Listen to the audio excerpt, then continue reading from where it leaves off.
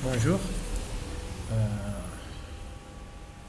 Euh, cette fois-ci, dans cette séquence, on va faire l'exercice numéro 11. Donc on va se concentrer sur l'exercice numéro 11. On va essayer de résoudre cet exercice. Donc cet exercice contient, je pense, trois questions. La question A, B et C. La question A, c'est calculer le factoriel de n par deux méthodes, soit 1 fois 2 fois 3, ou bien n fois n moins 1 fois n moins 2 jusqu'à 1. Donc ici, on veut calculer le factoriel de n. Donc n factoriel égale à 1 fois 2 fois 3 jusqu'à 1. Donc cet exercice, il possède une variable d'entrée, ici n. On doit donner la valeur de n. Et l'algorithme, après traitement, l'algorithme doit nous afficher à la fin le factoriel de n. F qui est égal à n factoriel. N factoriel. Voilà. Donc il y a une variable d'entrée qui est n, pardon, ici c'est 1, et une variable de sortie qui est f, qui est égale à 1 factoriel. Bien sûr, 1 factoriel égale à combien? Égal à 1 multiplié par 2, multiplié par 3, multiplié jusqu'à 1. D'accord. Donc ici, dans ce type d'exercice, il faut essayer de faire la forme générale de la somme, bien du produit. Ici c'est un produit, c'est pas une somme. Donc il faut ici décrire la formule générale du produit. Donc se forme avec un facteur général. Le facteur général ici c'est i. Donc on peut écrire f comment? On va écrire f de cette façon-là. F égale. Donc on va insérer une équation.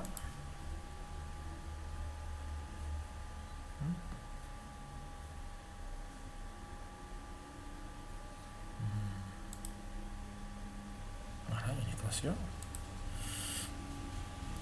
On va insérer une équation. Donc égale les structures, on va voir les symboles. Ça c'est les symboles, oui. La somme, on va voir le produit. Ici c'est la somme, on va voir le produit. Voilà le produit. Voilà, c'est ça. On va faire égal le produit. Ici on va mettre i.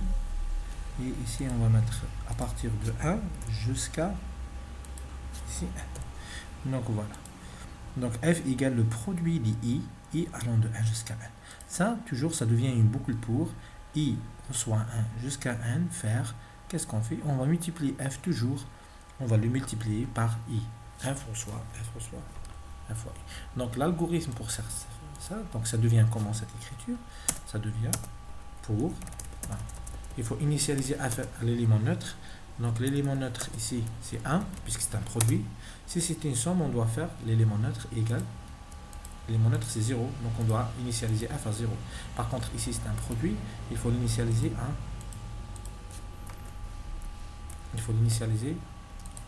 1. Donc pour i on reçoit 1 jusqu'à a n faire, qu'est-ce qu'on fait? On va multiplier f. Par lui-même, par f par i. Voilà. Donc, fin pour. Voilà la partie algorithmique, la partie traitement qu'il faut faire. Donc, la partie traitement, c'est ça. Donc, qu'est-ce qu'il manque? Il manque les entrées et sorties, déclarer les variables, etc.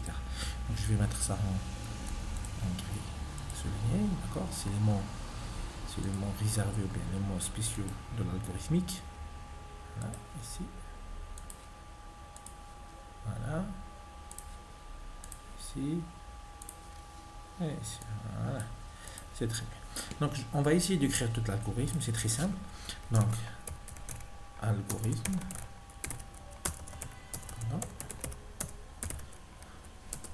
Exo 11. Ça, c'est la première question. A. Les variables. Nous avons la variable n, c'est une variable d'entrée. Nous avons la variable f, c'est une variable de sortie. Nous avons i, c'est le compteur de la boucle. Tout ça, c'est des entiers. Début, fin. première chose, c'est lire 1. Pourquoi lire 1? Puisque 1 c'est une variable d'entrée. Ici, il y a une seule variable d'entrée, c'est 1, donc lire 1. Logiquement, à la fin, on doit afficher, écrire f, c'est le factoriel. F, c'est le factoriel. Donc la partie de traitement, c'est quoi? C'est f reçoit 1. Après la boucle pour, ce que nous avons fait déjà ici. Je peux faire copier-coller. Puis, je peux le coller ici, directement. Coller. Pour i reçoit 1 jusqu'à 1, qu'est-ce qu'il faut faire? On va décaler un peu l'écriture pour aligner le code. Ici, c'est fait pour. C'est bien, c'est correct. Voilà. Donc, les entrées, la partie traitement et les sorties. Si on veut comprendre comment ça se passe ici, comment le programme il est exécuté, on peut faire une sorte de tableau. On peut faire une sorte de tableau pour expliquer le déroulement de cet algorithme.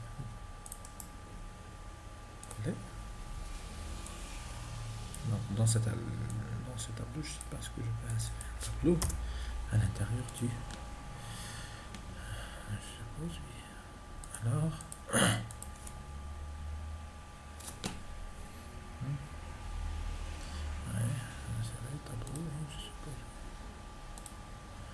On va insérer un tableau, pardon. Je vais faire CTRL Z. On va insérer un tableau. Insérer, tableau. Voilà. Je préfère aussi mettre. D'accord. Ici, c'est l'instruction. Ici, c'est les variables. Donc, la variable 1, la variable i et la variable f. Alors, je vais centrer les choses.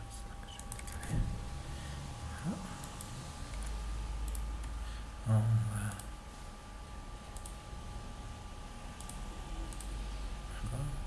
Voilà, je suppose. Voilà. Donc ça, je vais mettre en métallique. C'est mieux, beaucoup mieux comme ça. Donc la première instruction, c'est lire 1. Lire 1, donc on va dérouler l'algorithme pour 1 égale à 4. Donc par exemple, ici, on va mettre les valeurs 4. Je vais centrer ça. Ça devient ici la valeur 4. Donc ici, valeur inconnue, ici, valeur inconnue. La deuxième instruction, c'est f reçoit. La deuxième instruction, c'est celle-là. C'est f reçoit. Donc les instructions, c'est quoi? C'est les instructions qui sont entre début et fin. On reçoit 1. Donc ici, on aura 1. Ici, c'est inconnu. Et ici, toujours, c'est 4. Voilà. Donc on peut ne pas réécrire 4, on va laisser. Alors.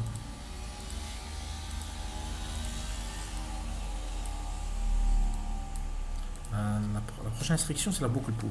La boucle pour, on aura pour i égale à 1. Donc pour i égale à 1, ça veut dire ici, on aura 1 ici. Ici, c'est toujours 4. C'est la même valeur. D'accord? Ouais, ici, la même valeur. Je vais faire comme ça, la même valeur. Et ici, pour i égale à 1, on exécutera juste après. On exécutera juste après, à l'intérieur de la boucle pour. Donc on va faire les choses de façon automatique, les deux instructions automatiquement, f reçoit f fois i. Donc ça veut dire que f c'est la valeur de f qui est égale à 1, fois la valeur de i qui est égale à 1, donc on aura 1 fois 1 c'est 1, donc ici c'est 1. Donc ici c'est 1, c'est la valeur, on va écrire directement la valeur 1. Voilà, ça c'est la première itération. Automatiquement, i passe à 2, donc je vais faire copier-coller, puisque c'est la même instruction qu'il faut répéter, sauf si la valeur évolue, les valeurs changent. Okay. Donc, la deuxième instruction, la deuxième itération, c'est pour i égale à 2. Pour i égale à 2, ça veut dire i sera 2 ici, il devient 2. Et l'instruction f reçoit f fois i, ça veut dire 1 fois 2, on aura 2 ici. C'est 1 fois 2 qui est égal à 2.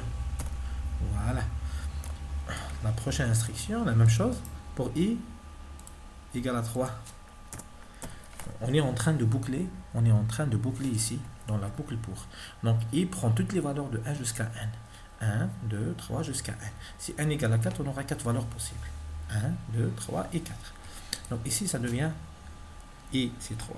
L'instruction f reçoit f fois i, ça veut dire f c'est 2 fois i qui est égal à 3, on aura 6. Donc ici, c'est 2 fois 3 qui est égal à 6. Voilà. prochaine itération, coller, coller, pour i égale à 4, on aura ici i égale à 4, et l'instruction f reçoit f fois i, la valeur de f c'est 6, fois multiplié fois 4, qui est égal à 24. Et ici, on arrête la boucle pour. Pourquoi on arrête la boucle pour? Tout simplement, puisque la valeur de i égale à n, et n égale à 4. On va arrêter la boucle pour. Ici, n ne change plus. La colonne de n, elle ne change plus, puisqu'on n'a pas modifié la valeur. La dernière instruction, c'est écrire f. Écrire f. Ça veut dire quoi, écrire f? Ça veut dire il va afficher 24. Si 24 le résultat final, je vais le mettre avec un couleur de fond différent. Je vais mettre ça comme ça, la valeur finale. Voilà la valeur finale f. Donc le déroulement de cet algorithme, pour n égale à 4, on aura le résultat 24. On va ici de faire le programme Pascal correspondant. On va créer un nouveau programme. Pascal. File. New.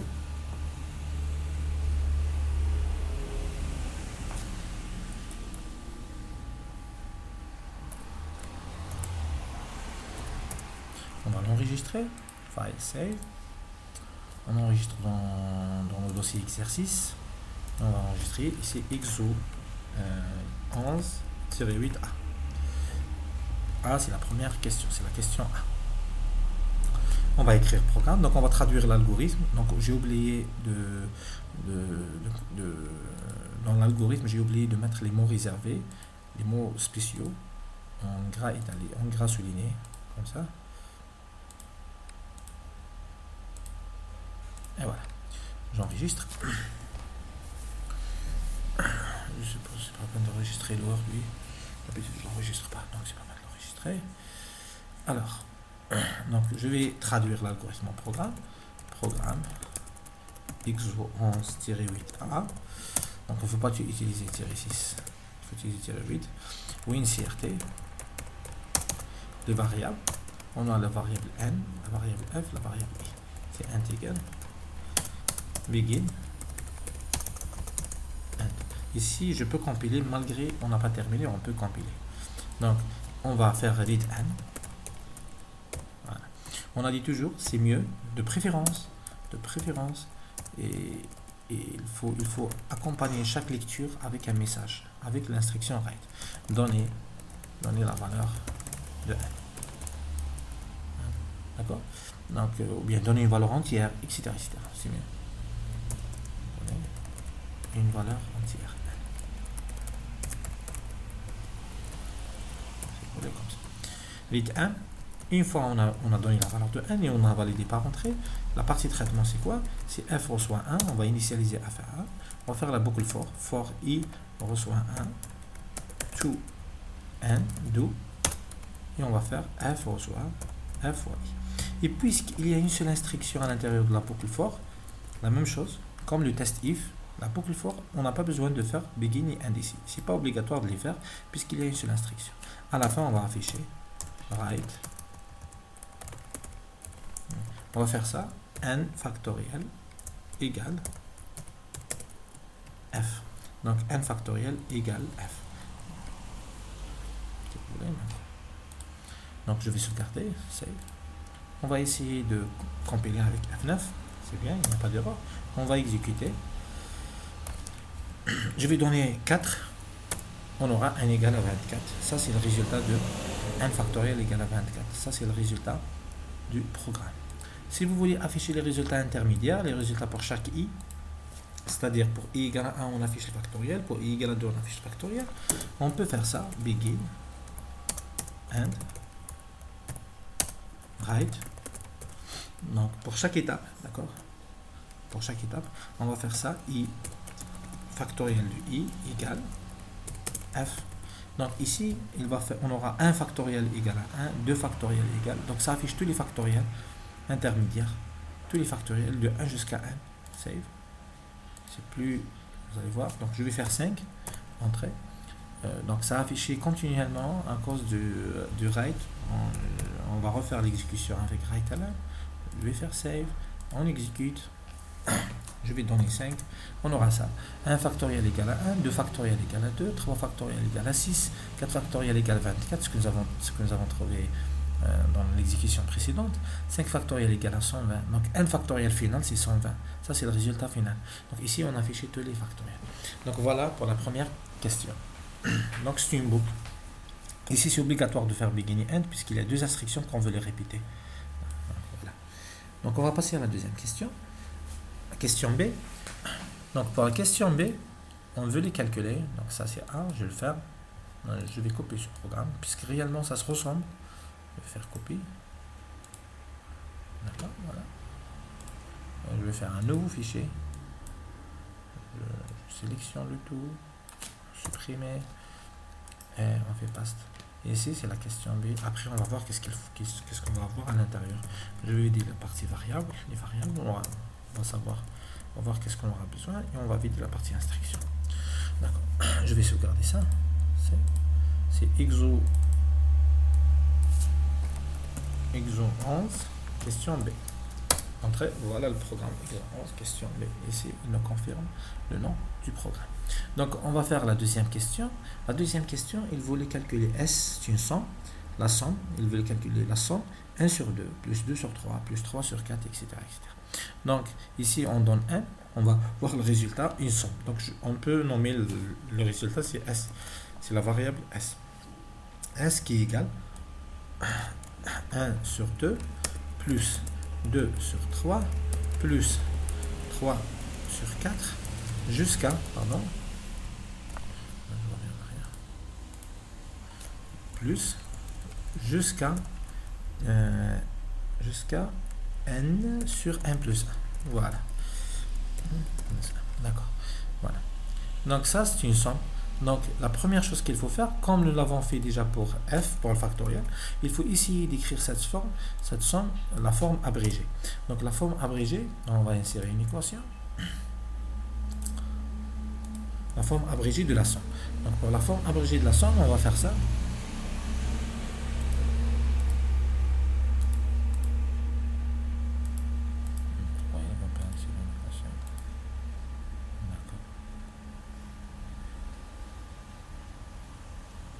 Ah, ça c'est des équations.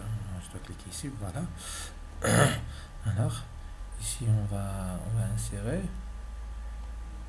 d'accord, une somme, c'est celle-là, et voilà, le grand opérateur, c'est cette somme-là. C'est la somme de quoi? C'est la somme, donc chaque terme ici, le terme 1 sur 2, 2 sur 3, 3 sur 4, n sur 1 plus 1, ils se ressemblent. Ces termes-là, on peut les remplacer par un seul terme général, c'est le terme i sur, pardon, i sur i plus 1. i sur i plus 1. Pour avoir le premier terme, 1 sur 2, donc i égale à 1. Pour avoir le deuxième terme, i égale à 2. Pour avoir le troisième terme, i égale à 3. Jusqu'à le dernier terme qui est égal à n. Donc on aura s égale la somme des i sur i plus 1, tel que i varie de 1 jusqu'à 1. Ça devient, on transforme ça en une boucle pour de cette façon-là. S reçoit 0, donc ils sont toujours initialisés à 0. C'est pas comme une addition. Après, pour i reçoit 1 jusqu'à n, ici, faire, qu'est-ce qu'on fait? On va ajouter à s le terme répétitif, i sur i plus 1. Voilà. Donc voilà l'algorithme pour faire cette somme. C'est très simple. Donc la variable d'entrée, c'est 1, et la variable sortie, c'est s. Voilà. C'est ça le résultat qu'on voulait avoir. Donc on va adapter un peu le code. Donc ici, il faut faire attention. S, c'est pas un entier. S, il est réel à cause des divisions. C'est vrai, n, c'est un entier. I aussi, c'est un entier, obligatoirement, puisque c'est le compteur de la boucle pour. Maintenant, S, c'est un réel. C'est pas un entier. On donne la valeur de 1. On va initialiser S à 0. Après, on va faire pour I reçoit 1 jusqu'à 1 faire. Qu'est-ce qu'on fait? S reçoit la valeur de S plus I sur I plus 1. Voilà. Fin pour écrire S1. Voilà le résultat. Donc voilà l'algorithme de cette somme. Si on veut dérouler aussi cet algorithme, c'est très simple. C'est très simple pour le dérouler. Donc on aura les variables de l'algorithme. On exécute instruction par instruction. La première instruction c'est lire n. Donc on va dérouler pour n égale à 4. c'est le même déroulement que le précédent. Si vous voulez, on va faire pour 3. On va minimiser un peu le nombre d'itérations. I inconnu, S inconnu. S reçoit 0. La deuxième instruction, c'est S reçoit 0. Voilà, la deuxième instruction, c'est celle-là. S reçoit 0. Donc, on aura ici 0. Après, pour I égale à 1, pour I reçoit 1 jusqu'à 1. Donc, on va commencer pour I égale à 1. S reçoit la valeur de S plus I sur I plus 1. Vous pouvez remplacer. Vous pouvez faire un calcul directement mental. On va remplacer directement comme ça. S reçoit S plus. Donc on va remplacer S par sa valeur, c'est 0. Voilà, ici c'est 0. Et I par sa valeur, c'est 1. Ça veut dire 1 sur 2. Donc ici, I égale à 1. Par contre, ici, c'est 1 sur 2. Ça veut dire égal à 0,5. Voilà. Maintenant, pour I égale à 2, on va refaire la même instruction.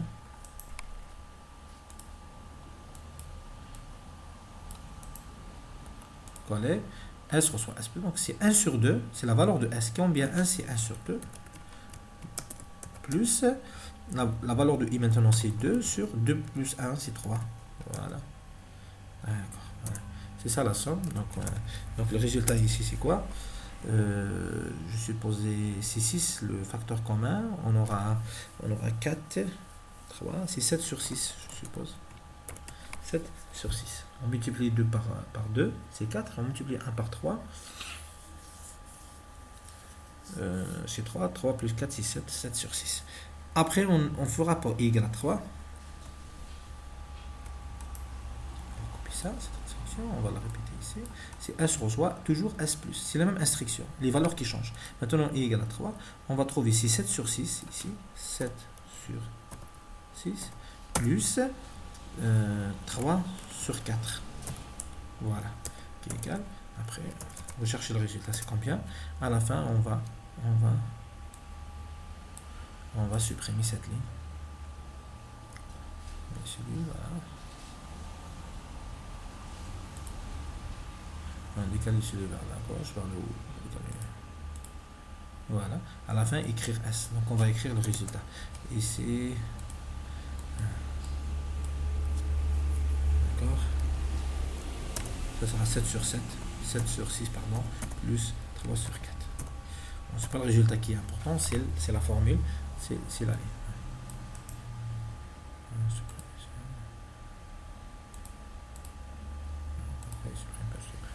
Alors, donc c'est bien. Donc on va traduire cet algorithme en programme Pascal. C'est la même chose. Donc on va traduire. Donc c'est une traduction directe. Donc ici on vient. On aura un I, c'est intégré. Et on aura S réel. On peut compiler. Pas de problème. Il n'y a aucune erreur. On va commencer. Donc read n. On va donner la valeur de 1. On se permet aussi d'ajouter un message avant de faire la lecture. Donner la valeur de 1. Entre parenthèses entier. Voilà. Donner la valeur de 1. Après, on va faire l'algorithme. S reçoit 0. Le traitement, la partie traitement. For I reçoit 1, 2 and do. Qu'est-ce qu'on fait? On fait la somme S reçoit S plus I sur I plus 1. Voilà. À la fin, on va faire write S. Voilà. Donc j'enregistre le programme. Et on compile ça et voilà, et on exécute. Voilà. Donner la valeur de n, je vais donner 3. On aura la somme 1, etc. Cette somme, cet affichage, c'est la virgule flottante avec E, c'est-à-dire 10 à la puissance 0. Donc, si vous voulez éviter l'affichage avec la virgule flottante, on ajoute le format des nombres réels. Par exemple, 2 chiffres après la virgule. On peut aussi préciser l'affichage de S, la valeur de S, avec un message. Donc, la somme S égale. Voilà. J'enregistre. Voilà. Et on exécute.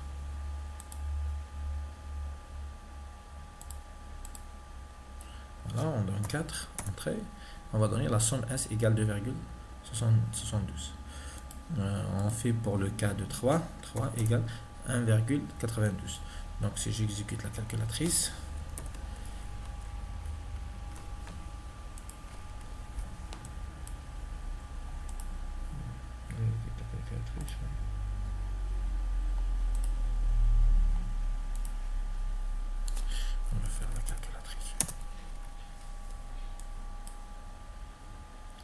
D'accord? Donc le résultat final que nous avons trouvé Word, c'est quoi?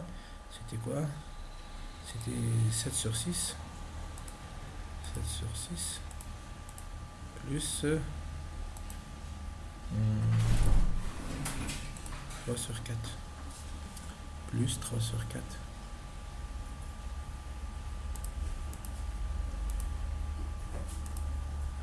C'est 1,92. 6. Donc ici c'est 1,92 à cause de arrondissement. Donc je pense que c'est correct. Et la dernière question, c'est le calcul du pi 4. La question C. Donc dans la prochaine séquence, on va faire la question C de l'exercice 11.